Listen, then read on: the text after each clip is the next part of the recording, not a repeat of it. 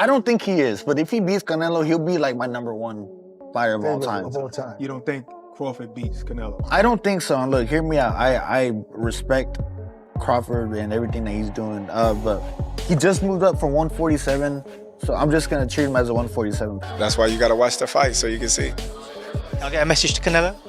See you soon. A Bud Crawford, who's nowhere near a Williams School. School just ran. He didn't try to win that fight. Bud's going to try to win the fight. He's going to have the footwork. He's going to have the hand speed. He's going to have, maybe not the power of Canelo, but he's going to have respectable pop. Jaron Ennis criticized Terence Crawford, questioning his choice to face the formidable Canelo Alvarez in such a high-risk bout. I think Crawford should take a warm-up fight, at like 60, or like at least at 60, just to get his body, to fill into somebody a little bit bigger, and things like that. I know when you go up a weight, you gotta, develop that power. And Ennis, who had previously sought a clash with Crawford during their welterweight days, feels this is a wrong step for the American boxer. According to him, Crawford is taking on more than he can realistically handle by challenging someone as powerful and heavy-hitting as Canelo, especially without testing himself in a higher weight class first. Ennis openly favors Canelo to take the win, citing the Mexican's strength and danger in the ring, which he has shown even against much larger opponents. I think Crawford should take a warm-up fight, at like 60, or like at least at 60, just to get his body, to fill into somebody a little bit bigger, and things like that. I know when you go up a weight, you gotta, develop that power and not develop the power, but like put that muscle on and be heavy and things like that. So he might not want to take a fight because he's trying to build up right now, but I think he should, just to stay sharp and that way he don't have like a long layoff or anything like that. Ennis noted that Canelo has been stopping opponents who often outweigh him on fight night, with some nearly reaching 200 pounds once they step into the ring. Despite this, Canelo has been able to put them down. He mentioned that Canelo might not even be a natural 168-pound fighter. He could likely make 160, but still manages to out much larger men, which speaks volumes. Ennis further suggested that Crawford should have first tested himself at 160 before leaping straight into a bout with one of boxing's most dangerous fighters. I think you gotta lean more towards Canelo, because like I said before, he been putting big guys out and down, and Canelo not even really a 68-pounder. He probably really should be at 60 maybe, and he been hurting these guys. I think he be dropping these guys and things like that. So, and them guys be way bigger than him come fight night. I know that for sure. They be probably close to 200 pounds, and he dropping those guys like that. So I don't know. It's gonna be a great fight. The fans want to see it. So. Virgil Ortiz shared a similar viewpoint, expressing doubt that Crawford could overcome Canelo. He argued that moving up 3 weight divisions is a misstep on Crawford's part. While he acknowledged Crawford's intelligence in the ring, Ortiz predicted that Canelo would ultimately come out on top. I don't think he is, but if he beats Canelo, he'll be like my number one fighter of all time. You don't think Crawford beats Canelo? I don't think so. And look, hear me out. I respect Crawford and everything that he's doing, but he just moved up from 147, so I'm just gonna treat him as a 147-pounder. He's jumping up 3 weight classes to fight someone who was like the number 1 fighter in all of boxing. The jump would be hard, even if it was just like some top 10. Right. Yeah. Bud, would you say he's a very smart fighter? Yes. Very calculated, Yes. right? Don't you think that maybe he sees something that most people aren't seeing? I think he does, but the thing is he gonna be able to even to capitalize? On the flip side, Terence Crawford appears fully confident in accepting this massive challenge. He described it as an honor to share the ring with one of boxing's all-time greats. Responding to the criticism, Crawford dismissed it as irrelevant and delivered a clear message to Canelo: see you soon.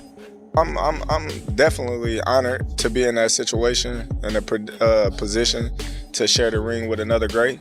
It's going to be a hell of a night come September 13th. A lot of people criticised his performance against William School. Did you take more confidence from that fight? A lot of people criticized my last performance, so, we both need to step it up, I guess. That's one from me, Terence. Obviously, we've seen Turkey Al-Sheikh mention no Tom and Jerry fights. You've said yourself you're going to put it on him, you're going to come for him. Do we see an explosive Terence Crawford that people won't have been expecting to see? That's why you got to watch the fight so you can see. I'll get a message to Canelo. See you soon. Ryan Garcia, who has witnessed Canelo's training firsthand and understands his power up close, also shared a bold opinion. He suggested the bout could end similarly to Canelo's clash with Amir Khan, where Khan suffered a devastating knockout. While acknowledging that anything is possible when two elite fighters meet in the ring, Garcia predicted that Crawford might face the same fate. I think Crawford's also going to try to implement, like, kind of what Floyd did, kind of stand your ground a little bit, trying to catch up, but he doesn't have the same defense as Floyd. That's the thing. But I do see him trying to take that approach where he tries to, like, stand his ground, kind of hold his ground. I won't say try to push Canelo back, hold his. Garcia highlighted Canelo's exceptional punching power, recalling instances where he had seen him push back heavyweights during training. That, according to Garcia, shows just how strong Canelo truly is. While he acknowledged Crawford's remarkable skill, Garcia doubted his ability to withstand such foes. Even so, he admitted there's always a chance Crawford could prove him wrong. But like I said, when you have two great fighters, great things can happen. But I could see even Crawford getting knocked out like Amir Khan style, though. Kyle Martin offered a different yet intriguing take on the matchup, predicting that neither fighter would be stopped and that the contest would go the full distance. He acknowledged valid arguments in favor of both Crawford and Canelo, but ultimately envisioned the bout ending with a decision rather than a knockout. I could give you a reason why Canelo could win, but I could also give you a reason why Crawford could win. So it's like, I don't know, it's just whoever's the better man that day. Yeah. How do you see the fight going though? Like, you see it going the decision? I think it'll go decision. I think so. Yeah. I don't see either of them getting stopped. So 50-50 for that one. Sean Porter said the same thing. Yeah. Oh, it's 50-50. Wait, we need to see the 50-50. Yeah. Former champion Sergio Mora offered a balanced assessment of the fight, referencing the old boxing adage that a great big man beats a great small man. However, he admitted he is no longer entirely convinced by that notion. Mora observed that Canelo seemed off in his most recent outing, struggling to cut off the ring and closing on an opponent who avoided exchanges. He suggested that years of fighting, starting as a teenager and competing in over 65 bouts, may have begun to take their toll. Interestingly, despite Canelo appearing older and more battle-worn, Mora noted that he is still younger than Crawford, which he found surprising. Initially, I said, oh, man, this is just going to money grab. I mean, Crawford started at 135. How is he going to be at a guy that's fought as high as 175? And then you saw Canelo's fight against William School, his last fight. It wasn't a good fight, man. You've seen that he doesn't have the fastball anymore. He doesn't have he's never had fast feet, but at least he's not cutting off the ring like he used to. Yeah. And the explosiveness in his combinations and in half speed, it wasn't there either because there was nothing to hit. So can you imagine a Bud Crawford who's nowhere near a William School? School just ran. He didn't try to win that fight. Bud's going to try to win the fight. He's going to have the footwork. He's going to have the hand speed. He's going to have, maybe not the power of Canelo, but he's going to have respectable pop. Mora also pointed out that at 37, Crawford doesn't carry the same battle scars as Canelo.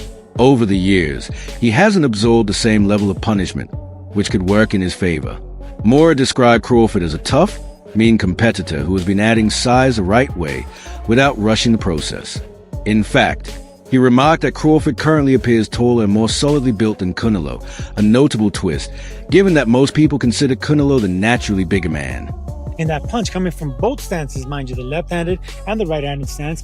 And I just think, ultimately, Crawford just is a mean mofo. This dude, mean. Yeah. I mean, I met Bud a couple of times. He pulls me aside and he gives me that look. He's a mean, intimidating dude, man. Yeah. And then I've been seeing how he's been growing into the frame. He's gotten big. He's gotten muscular, and he's looking more like a middleweight, super middleweight. The closer the fight gets, the more I'm looking at Crawford like, this dude might do something, man. Because all along I haven't changed my tune. I say Canelo's gonna win this fight, but he's not gonna come out of it unscathed. I can see him being bruised up, battered, maybe a little bit of blood, but his size is gonna come in the end. Now I'm starting to change my tune. I guess maybe. Sports analyst Stephen A. Smith offered a completely different perspective from Andes and Garcia, confidently predicting that Crawford will defeat Canelo. While he acknowledged that Canelo is unlikely to be knocked out, Smith believes Crawford can secure a victory on points. He noted that Canelo tends to throw every punch with knockout intent, a style that may not work against a clever, versatile opponent like Crawford. According to Smith, Crawford's speed, ability to switch stances, sharp jab, and effective ring movement could give him the upper hand in outscoring Canelo over 12 rounds. You got a love for boxing. Yes, Who love gonna boxing. win the fight, man? That's coming up. The biggest Crawford. fight in boxing. Crawford. Huh? Crawford. I'm not hesitating. Crawford. I'm not even hesitating. Crawford. You gonna stand on that all the way to September 13th? I love Canelo. Crawford will beat Canelo. Crawford will beat Canelo by decision. I can't see anybody knocking out Canelo Alvarez. But I do believe that if you can box and you can move, that you can beat Canelo. You can outpoint him. That's right. When I think about Canelo, one of the things that I don't like about Canelo, despite his greatness, and a neck as wide as Broadway for crying out loud. Right. It's like almost every shot has to be a power shot. It's a power. Although Smith doesn't believe Crawford will stop Canelo, he still picks him to win due to his exceptional ring IQ. He highlighted an important factor. While Crawford is currently bulking up, Canelo is already accustomed to competing at these heavier weights. That could pose a serious problem if Crawford decides to stand and trade punches, as Canelo is naturally stronger and more comfortable at this size. Even so, Smith trusts Crawford's movement, tactical approach, and ability to use a ring to avoid heavy shots and aim a decision victory. I will confess, I think Gervonta Davis's trainer, Cal, I think he said this. He said Crawford could find himself in trouble if he decides to engage with Canelo, because Canelo is the naturally bigger, strong fighter. And I don't care that Crawford's gotten bigger, and I don't care that Crawford's gonna go in there just as big as Canelo. Canelo is accustomed to fighting at the weight, and Crawford is not. And Canelo is a genius in this regard. You don't see him show up for fights not ready. He's always ready. always prepared. He's always ready. gotta He's give him that. always prepared. So I think he's the slower fighter, though. And I think that Crawford is brilliant as a boxer. And I think that between switching to conventional and southpaw, using his jab and movement. Looking at the range of opinions, it's clear that perspectives vary widely. Andes and Garcia are firmly in Canelo's corner, emphasizing his size and punching power. They believe Crawford is taking a dangerous gamble that could end badly for him, with Andes even labeling the decision as foolish. Garcia referenced the brutal knockout of Amir Khan, an outcome no fighter wants to be compared to. Their arguments largely center on the physical aspects of the matchup, weight, strength, and punch resistance. I think Canelo. And I would love to see Crawford do his thing. You know what I mean? You normally boxer biased. Not saying that Canelo isn't a boxer. Right. And normally I would kind of be, because it's just, I don't know. I see that we're able to exploit, flaws in guys, and typically that's what Crawford does. This one, it's just really difficult. This Canelo is an extremely experienced, talented stalker, but boxer too. He has the ability to do both, to be honest. Mainly a stalker because of his punch power and his, it's just his ring, the way he controls the ring, his effective aggressiveness. I think One thing is certain. This matchup has everyone talking, and there's no unanimous favorite. Both fighters bring unique strengths to the table. Canelo boasts power, high-weight experience, and proven toughness, while Crawford offers speed, technical skill, and exceptional ring intelligence. This isn't just about moving up in weight for Crawford. It's about attempting the rare feat of defeating a naturally bigger opponent.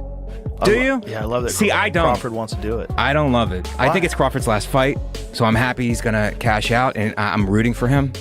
But I would like to see him stay at 54 and fight Virgil Ortiz. I'd like to see that too, Yeah. but the big money is Canelo. I know. And why not do it? I mean, what a ballsy move. You go 47 to 54 and you go right up to 68. That's crazy. Because he's really not even at 54. No. He's taken the fight at 54. He took Madrimov because it was a big fight. Yeah. Wins another world title. Right. And he won that fight. People were like trying to discredit, like, he fought, first of all, Terence fought great. Yeah. Madrimov is great. He's a Madrimov great is fighter. good, dude. And fought him differently than he fought every other guy. Yeah, because he did fight him differently. Yes. He's dangerous. And he's Madrimov is a big. great athlete. Anybody who does a backflip. There's one thing nearly everyone agrees on. It's going to be an incredible fight. Whether you view Crawford's decision as courageous or misguided, this is a special matchup. It's rare to see two pound-for-pound elites face off with so much debate over the outcome. The fact that even seasoned experts can't agree speaks to just how close and thrilling this bout promises to be. think Terence Crawford can beat Canelo Alvarez? Yeah, I think he can win. Okay. I don't know if he's going to win, but I think he can win. So but I he's going to have to box a brilliant fight. Okay, what kind of a fight? I'm going to get to that. I asked the great Larry Merchant, 94 years old, living on Ocean Boulevard in Santa Monica, looking out at the ocean, reflecting on all the amazing things he did. And I asked Larry, I said, do you think Terence Crawford has a chance to beat Canelo Alvarez? And Larry said, Jim, did Ray Leonard get an official decision victory over Marvelous Marvin Hagler? And I said, yes, he did. He said, well, if Ray Leonard could beat Marvelous Marvin Hagler, then Terence Crawford can beat Canelo Alvarez. Regardless of the outcome, both fighters are taking huge risks. A Crawford victory could be remembered as one of the greatest achievements in boxing history, while a Canelo win would once again confirm why he has remained at the top for so many years. Either way, fans can expect something truly unforgettable on September 13th. Share your thoughts in the comments. Who's your pick, Canelo or Crawford? And be sure to like, share, and subscribe to Ring Rivalry for more fight analysis, predictions, and all the build-up to the big night.